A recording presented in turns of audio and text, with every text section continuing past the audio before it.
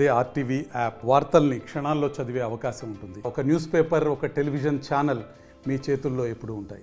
రాష్ట్ర home minister Anitha అయితే ఇప్పుడు పూర్తిగా కూడా ఆమె డైరెక్ట్గా నేరుగా రంగంలో దిగారు. వాళ్ళని నిర్వాసితులు ఆదుకునేది కోసం కూడా అయితే అనిత గారు చేస్తున్న ప్రయత్నం అయితే ఇప్పుడు మనం చూస్తూనే ఉన్నాము. నిర్వాసితుల కోసం ఆమె స్వయంగా కూడా బట్టలు పంపిణీ చేసిన పరిస్థితి అవుతుంది. మేడం చెప్పండి, ఈ నిర్వాసితులు పూర్తిగా ఆదుకునే ప్రక్రియ అయితే కూటమి ప్రభుత్వం తీసుకుంది. అందులో భాగంగా గత కొన్ని రోజుల నుంచి సహాయ చక్రాలు అయితే యుద్ధ ప్రాతిపదికన జరుగుతున్న పరిస్థితి. ఇది పూర్తిగా ఇంకెన్ని రోజులు కొనసాగే పరిస్థితి అంట. మళ్ళీ నార్మలైజ్ అయినంత వరకు, మళ్ళీ మొత్తం అందరూ కూడా వాళ్ళ జనజీవనంలోనికి నార్మలైజ్ అయినంత వరకు కూడా కంపల్సరీగా ఈ సహాయక చర్యలు అన్నీ ఉంటాయండి. ఒక పక్క నుంచి క్లీనింగ్ కానీ, ఒక పక్క నుంచి శానిటేషన్ కానీ, ఒక పక్క నుంచి మెడికల్ క్యాంప్స్ ఏర్పాటు చేయడం కానీ, వాళ్ళకి డ్రై రేషన్ ఇవ్వడంలో కానీ, వాళ్ళకి తిరిగి నిర్వాసితులైన వాళ్ళందరికీ కూడా అన్ని వాళ్ళ తాలూకా సౌకర్యాలు అందజేయడం వరకు కూడా ప్రభుత్వం ఈరోజు నిలబడి ఉంది. దాని మూలంగానే 6 రోజులుగా ఇంటికి కూడా పోకుండా ఒక బస్సులోనే అడ్మినిస్ట్రేషన్ చేస్తున్నాడు నా నాయకుడు, ఈ రాష్ట్ర ముఖ్యమంత్రి.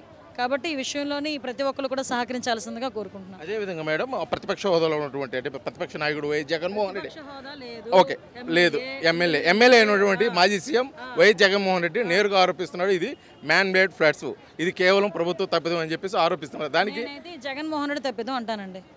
జగన్మోహన్ రెడ్డి సీఎంగా ఉండేటప్పుడు చేసిన తప్పిదాల వల్ల ఈరోజు ఇంత అనర్థాలకు దారితీసింది, ఇంత పెను ప్రమాదం జరిగింది, ఇంతమంది ప్రాణాలు కోల్పోవడం కానీ, ఇంతమంది నిర్వాసులు అవుతారని కానీ, అంటే కనీసం వాళ్ళకి కట్టుకోవడానికి బట్టలు కూడా లేని పరిస్థితి వచ్చిందంటే అది కేవలం జగన్మోహన్ రెడ్డి చేసిన తప్పిదం.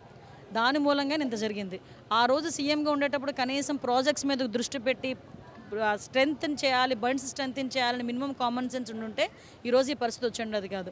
కానీ ఈ పరిస్థితి వచ్చింది కాబట్టి ఆటోమేటిక్గా ఇదంతా కూడా జగన్మోహన్ రెడ్డి తప్పిదమే. అయితే గత 4 రోజుల నుంచి జరుగుతున్న సహాయక చర్యల్లో భాగంగా నిన్న కొద్దిగా వాటర్ మళ్ళీ పెరిగింది ముప్ప ప్రాంతాలు అని చెప్పేసి ప్రజలు కొద్దిగా కంగారు పడుతున్నారు. ఎందుకంటే ఈ రోజు గ్రౌండ్ వర్క్ వాళ్ళకి మీరు ఇచ్చాను భరోసా. నేను డిజాస్టర్ మేనేజ్మెంట్ ఆఫీస్లో మార్నింగ్ నుంచి ఇప్పటి వరకు కూర్చున్నాను. క్యాచ్మెంట్ ఏరియాలో ఏదైనా వాటర్ అంటే ఎక్కువ పెద్ద వర్షాలు పడితేనే ఇక్కడ ఆ వాటర్ వచ్చి అది ఆటోమేటిక్గా మనకి బ్రీచెస్ క్లోజ్ అవ్వలేదు కాబట్టి ఇంకా ఆటోమేటిక్గా లోపలికి వస్తుంది. కానీ క్యాచ్మెంట్ ఏరియాలో కూడా ఎక్కడ కూడా వాటర్ అంత చెప్పుకోదగ్గ స్థాయిలో వాటర్ లేదు. మన రైనీ సీజన్ కాబట్టి యాజ్ ఇట్ ఈజ్ ఆ మామూలు వాటర్ నడుస్తుంది. అంతకుమించి హెవీ వాటర్ ఏమీ ఫ్లో అయితే ఏమీ లేదు. నేను ఆల్రెడీ నిన్న బుడమేరు దగ్గరికి వెళ్ళి చూసి వచ్చాను. ఈరోజు డిజాస్టర్ మేనేజ్మెంట్ ఆఫీస్లో కూర్చొని మార్నింగ్ నుంచి నేను రివ్యూ చేసుకున్నాను. ఎక్కడ కూడా అటువంటి ఇబ్బంది లేదు, జనాలు ఎవరు ఇబ్బంది పడాల్సిన అవసరం లేదు. ఒకవేళ అలాంటి పరిస్థితి వచ్చినా కూడా ఏం చేయాలనే దాని మీద కూడా సమీక్ష చేస్తున్నారు. ఇది మొత్తానికి కూడా రాష్ట్ర హోమ్ మినిస్టర్ హోదాలో ఉన్నటువంటి అనిత అయితే పూర్తిగా కూడా ప్రజలకు భరోసా ఇస్తుంది. కూటమి ప్రభుత్వం నిర్వాసితులకైతే మేము ఖచ్చితంగా ఆదుకుంటాము. ప్రతిపక్ష హోదాలో ఉన్నటువంటి వైఎస్ జగన్మోహన్ రెడ్డి చేసిన ఆరోపణలు పూర్తిగా కూడా కలుపుతూ అతను చేసిన తప్పిద వల్లే ఈరోజు విజయవాడ ప్రజలు అనుభవిస్తున్నారని కూడా పరోక్షంగా అయితే వైసీపీ మీద అవాండ చురకలు వేస్తున్న పరిస్థితి అనిత చూడవచ్చు. వీడియో జర్నలిస్ట్ లక్ష్మణ్తో శ్రీనివాస్, ఆర్టీవీ విజయవాడ నుంచి. మరిన్ని వీడియోస్ కోసం ఛానల్ సబ్స్క్రైబ్ చేయండి. లేటెస్ట్ అప్డేట్స్ కోసం వాట్సాప్ ఛానల్ ఫాలో చేయండి. అండ్ లింక్ డిస్క్రిప్షన్ లో ఉంది.